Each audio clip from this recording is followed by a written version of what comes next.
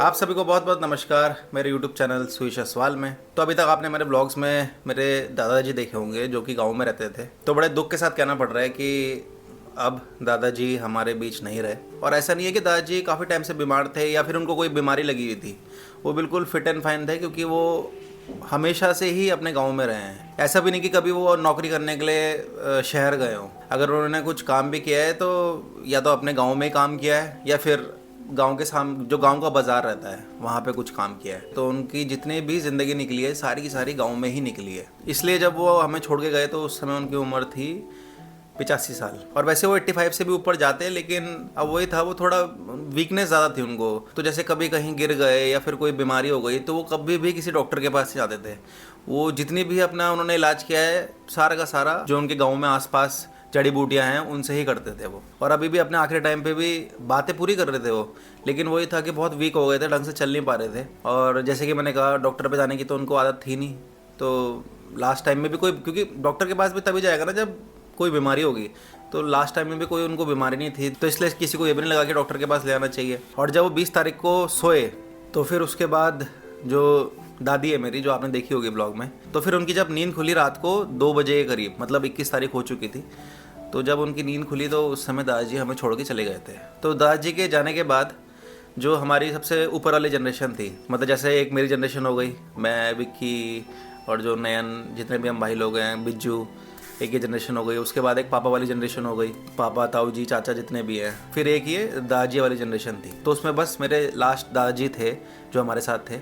अब सारे के सारे जो दादाजी लोग हैं हमारे, वो हमें छोड़ के अब जा चुके हैं। और सबसे जो अजीब मुझे चीज़ लगी है कि 2024 जो ये साल चल रहा है, इसमें अभी फरवरी में मेरी दादी चली गई थी जो मेरी दादी थी, और अब अगस्त में दादाजी चले गए। और जो दादाजी अभी हमें छोड़ के गए वो विक्की के दादाजी हैं, मेरे दादाजी के भाई थे जो अभी गए हैं दादाजी। अब सारे भाइयों में से सिर्फ दादाजी बचे हैं ना? सिर्फ एक ही मैं ही हूँ, सिर्फ एक दादाजी बचे हैं, बाकी सब गए हाँ बाकी सब स्वर्गवास। तो अभी स्क्रीन में आप एक फोटो देख रहे होंगे, ये थे मेरे दादाजी सारे के सारे। 5 जो दादाजी थे मेरे, 2 दादाजी मेरे कोटद्वार में रहते थे और बाकी जो 3 थे वो गांव में रहते थे। और जो 3 गांव में रहते थे उनमें से एक दादाजी जो विक्की के दादाजी हैं, तो वो हमेशा गांव में रहे हैं जैसे कि मैंने बताया। बाकी जो मेरे दादाजी हैं और एक जो तीसरे दादाजी थे, वो दोनों अपनी नौकरी के लिए चले गए थे अपना अपना। और मैंने सबसे ज़्यादा जिनसे बात करी है वो विक्की के ही दादाजी थे। एक चीज़ की तो मैं यूट्यूब को बहुत बहुत धन्यवाद देना चाहूँगा कि जितने भी मेरे दादा दादी लोग हैं जिनसे मैं इतना क्लोज़ आया, वो यूट्यूब की वजह से इतना क्लोज़ आया। वरना पहले भी बातचीत थी, लेकिन यूट्यूब की वजह से मैं उनसे बातें करने लगा, उनके बारे में जानने लगा, उनसे कहानियाँ सुनने लगा और उनके साथ ज़्यादा टाइम स्पेंड करने लगा। और उसी के थ्रू आप लोग भी मेरे दादा दादी से कनेक्टेड रहे। और ये चीज़ मैं इसलिए कह रहा हूँ कि जितनी भी दादियाँ होती हैं ना, मतलब मैंने जितना देखा है, उन सबको किसी से बात करने का बहुत मन करता है। ये चीज़ मैंने नानियों में थोड़ी कम देखी है, मतलब कि नानी ज़्यादा बातें शेयर नहीं करती हैं, बस ज़्यादा बातें बोलती नहीं हैं। ये मैंने एक चीज़ नोट करी है अपनी भी नानी में भी और बाकी की जितनी भी नानी हैं उसमें भी। लेकिन जो दादियाँ रहती है, दादियों को पूरा शौक़ होता है अपनी पुरानी कहानियाँ बताने का, किस्से बताने का, गप्पे लड़ाने का, चुगलियाँ करने का। ये सब जितना भी मैंने देखा है ये दादियों में देखा है। अब चाहे वो मेरी दादी हो चाहे वो किसी और की दादी हो। तो वैसे ही मेरी दादी भी थी, उनसे जितनी भी कहानियाँ सुन लो, किससे सुन लो, वो हर समय रेडी रहती थी बताने को, कभी भी थकती नहीं थी मेरी दादी। तो ये जो कहानियाँ हैं ये मैंने यूट्यूब के बाद सुनी है उनकी सारी की सारी। अब पहले वही था कि पहले अब स्कूल में थे, फिर उसके बाद कॉलेज चले गए, फिर उसके बाद 2 साल नौकरी करी, तो दादी के साथ कभी इतना बात करने का टाइम नहीं मिला। लेकिन फिर जब मैं यूट्यूब में आया, तो जब यूट्यूब में आने के बाद फिर दादी से काफ़ी सारी बातें हुई। मतलब इतनी बातें हुई हैं कि इतनी तो मैंने कुछ बहुत सारी बातें तो डाली भी नहीं है मैंने अपने यूट्यूब चैनल में। तो इसलिए ये सेटिस्फेक्शन है मेरे को कि दादी के आखिरी टाइम में उनकी जितनी भी बातें उनके मन में थी वो सब सुनी है मैंने। हर कोई बोलता है ना, रिग्रेट रहता है सबको एक अपनी लाइफ में कि यार मैंने सुना नहीं, उनसे बात नहीं कर पाया मैं आखिरी टाइम में, ये नहीं कर पाया, वो नहीं कर पाया। मुझे नहीं पता था कि मेरी दादी इतनी जल्दी चली जाएगी, मेरे को पता होता तो मैं उनसे बातें करता। तो उस चीज़ का मेरे को, मैं मतलब निश्चिंत हूँ कि हाँ भाई अच्छे से बात करके मैंने दादी को भेजाया। साथ में अभी फ़िलहाल बस इस चीज़ का बुरा लग रहा है कि जो गांव में दादी है, जो विक्की की दादी है, जिनको अभी आप आगे ब्लॉग्स में देखेंगे भी, वो अकेली छोड़ गई है। दादाजी चले गए तो एक दादाजी, मतलब सहारा तो होता ही है, एक पति रहे साथ में तो एक बहुत बड़ा सहारा होता है। तो अभी दादाजी और दादी अकेले रह रहे हैं ना? तो आपको दिक्कत नहीं होती, क्योंकि सब लोग यही सोच रहे हैं जो वीडियो देख रहे हैं। हाँ, दिक्कत तो होती है, तो क्या करें तो, हैं?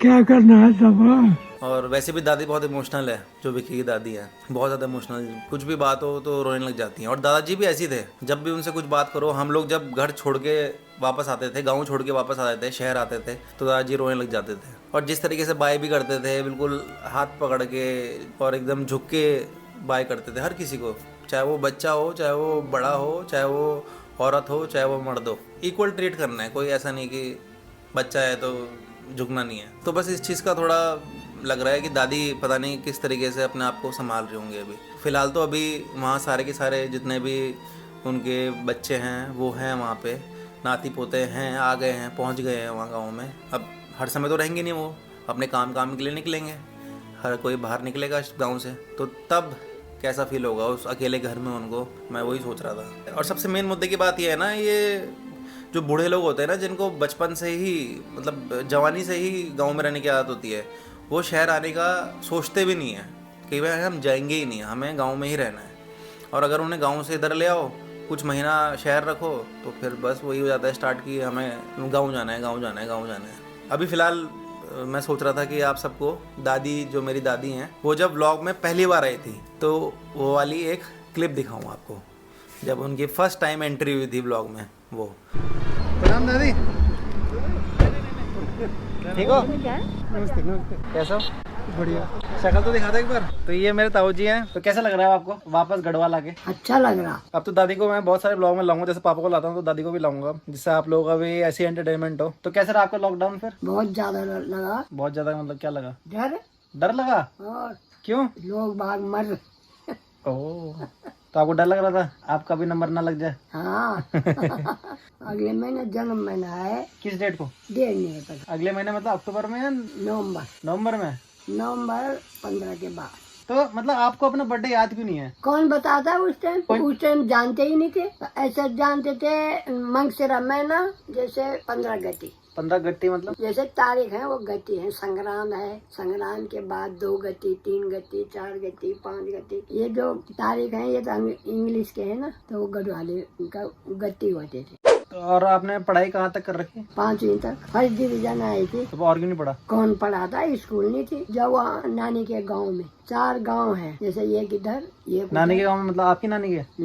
मेरी नानी कहाँ है गांव बताना? मरगांव, जारी खाल से आगे। अच्छा ये तो बता दो कि आपका जन्म कौन से साल में हुआ था? 1939। अब दादी की जो सबसे लास्ट वीडियो है मेरे ब्लॉग में, जो आखिरी मैंने दादी के साथ मुलाकात करी थी, अच्छे से मिला था बढ़िया करके, उस समय दादी दिल्ली में थी, तो उस टाइम की एक छोटी सी क्लिप आपको दिखा देता हूँ। कौन आया कौन आया? कौन आया ये घुमा कर रहा है, बोले मेरे ना आ जाऊँ। प्रणाम प्रणाम प्रणाम। प्रणाम। बोले भूखी पे और ठंडा नहीं लग रहा? है नहीं। पेंट तो हुआ है भाई घर पे। हाँ। कब आया था मैं? 1 साल नहीं, वो जब 7-8 महीने पहले आया था मैं, तब पेंट नहीं हो रखा था, पेंट हो गया अब। और बताओ? बस ठीक है। राजी खुशी? राजी खुशी। मौज बाहर? मौज बाहर ना अंदर। और नोएडा में था ना मैं, हाँ, वहाँ बहुत सारे लोग मिले मेले में, हाँ। सब बोले दादी कहाँ है, दादी कहाँ है, दादी कहाँ है। यहाँ ले आता हूँ उनको। यहाँ इतने सारे लोग जितने शादी में लोग आते हैं ना, उतने लोग थे वहाँ।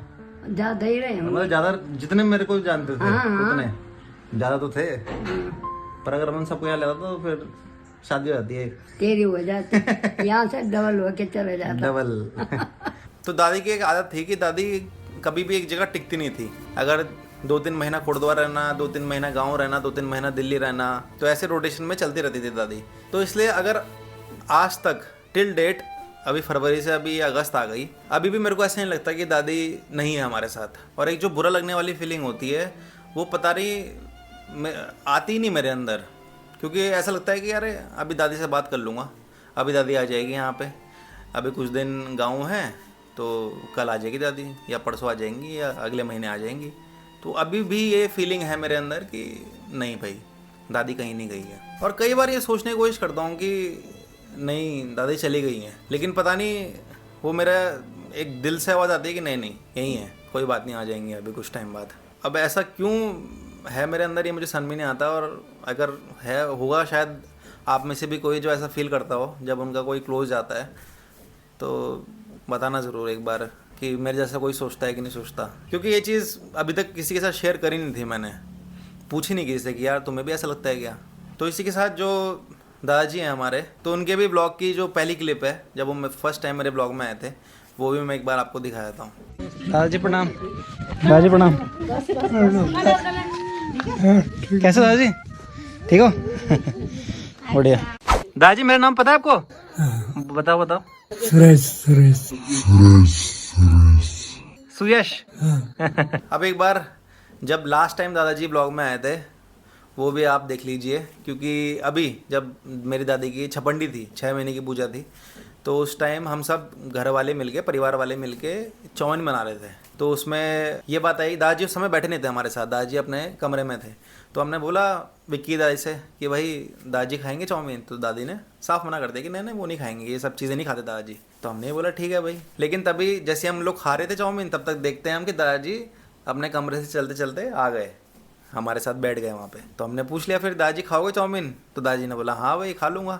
तो हमको लगा भाई बताओ दादी यहाँ मना कर रहे थे, हम दादी को फिर बोलने लग गए कि यार क्यों आप मना करने में लगे हुए थे कि दादाजी नहीं खाएंगे। यार दादाजी ने एक बारी में ही बोल दिया कि हाँ खा लूँगा, और सीधा मस्त खाने भी लग गए। तो वो चीज़ देख के बड़ा अच्छा लगा कि भाई दादाजी चलो चाउमीन भी खा रहे हैं। तो वही समय था जब दादाजी से मैं आखिरी बार मिला था, और दादाजी ब्लॉग्स में भी उस समय आखिरी बार आए थे। दादाजी आ जाओ, आ जाओ दादाजी, चाउमीन बन रही। दादी ने तो बढ़िया करके चाउमीन खा लिया, और अब दादी अपना हुक्का दबा रही है, हुक्का। बीड़ी जलाइले जिगर से पिया। जिगर से बीड़ी जलाने के लिए दादाजी आ चुके हैं यहाँ पे। ये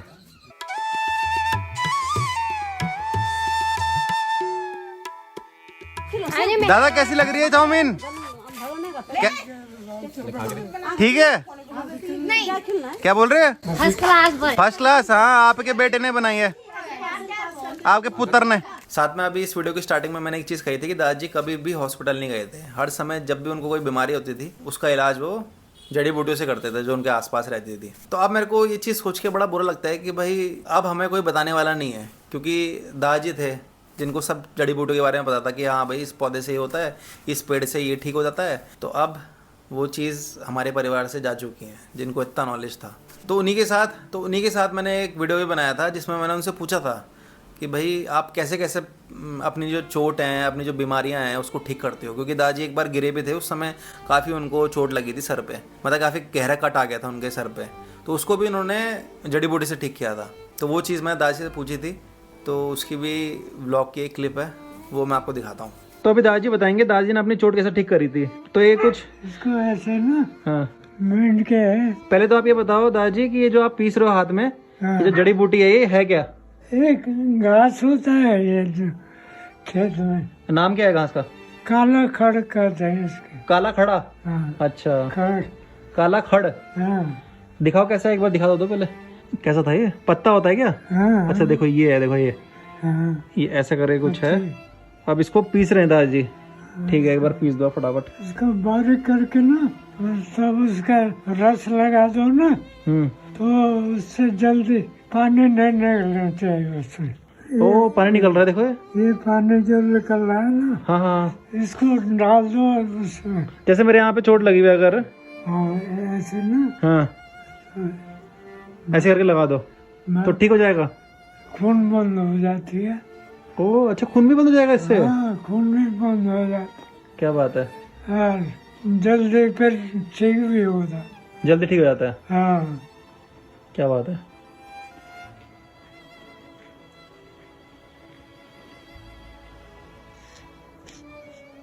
मतलब इससे गहरी से गहरी चोट भी ठीक हो जाती है? बहुत जल्दी। आपकी जो चोट लगी थी वो कैसे लगी थी? कहीं यहाँ सिर में लगी।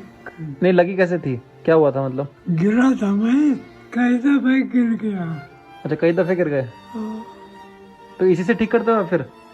मैं ऐसे ही दवाई से। अस्पताल नहीं जाते कभी? और एक लीसा भी तो बता रहे थे आप, जो चिड़ के पेड़ से लीसा निकलता है। चिड़ का पेड़ है, हाँ। उससे भी जल्दी हो जाता है ठीक। आपके चश्मे नहीं लगा रखे? हाँ, चश्मे नहीं लगा रखे आपके? दिख जाता आपको सही में? अरे वाह। आपकी उम्र भी तो अभी 80 पार हो गई होगी ना? हाँ, 83। 83। अच्छा, दादी की भी 83 है। दादी के साथ की है मतलब। हाँ, ये सब जो लिखा हुआ दिख जाता है आपको? हाँ। इतना छोटा लिखा हुआ है तो। अब मेरी तो दूर की नजर अभी भी कमजोर हो गई। दूर नहीं दिखाई देता। अच्छा, दूर का दिखाई नहीं देता, पास का दिखाई दे जाता है। ओ, आपको तो जवान वाला हिसाब हो रखा। मेरे को भी दूर का दिखाई नहीं देता, पास का दिखाई देता है। तो बस आज का मैंने वीडियो अपने दादा दादी को याद करते हुए बनाया था, और बस यही चाह रहा था मैं कि जो मेरे दादा दादी की यादें हैं उसमें आप सब भी शामिल हो, आप भी उनको याद करें, उनको अपनी प्रार्थना में रखें। और जैसे दादाजी थे, बहुत ही सॉफ्ट स्पोकन, किसी पे मतलब गुस्सा नहीं करना, किसी के बारे में कुछ उल्टा नहीं बोलना, किसी की पीठ पीछे कुछ बात नहीं बोलना, क्योंकि कभी शहर में गए नहीं, ऐसी दुनिया देखी नहीं जो तेज़ तर्रार होती है, तो इसीलिए ही दादाजी बहुत ही साफ दिल के थे एकदम, और बहुत ही प्यारे थे। तो बस फिलहाल आज के इस वीडियो को यहीं पे ही समाप्त करेंगे, और आप सभी का बहुत बहुत धन्यवाद कि आप सब दादा दादी को अपनी प्रार्थना में रख रहे थे। और बस इतना ही कहना चाहूँगा कि अपने दादा दादी के साथ जितना हो सके समय बिताएं, और समय बिताने का मतलब उनसे बातें करें, ऐसा नहीं कि बस उनके सामने बैठ जाएं और फ़ोन चलाने लग जाओ। उनसे बातें करो, उनसे पुरानी जितनी भी कहानियाँ हैं वो सुनो, मज़ा भी आएगा सुनने में, साथ में काफ़ी नॉलेज भी मिलेगी आपको। तो बस इसी के साथ मिलेंगे आपसे अगली वीडियो में, तब तक के लिए जय देवभूमि, जय उत्तराखंड, जय बद्री विशाल, जय सिद्ध बाबा। ठीक है दादाजी, प्रणाम। Okay bye. ठीक है दादाजी, आएंगे, जल्दी आएंगे, ठीक है। Okay bye.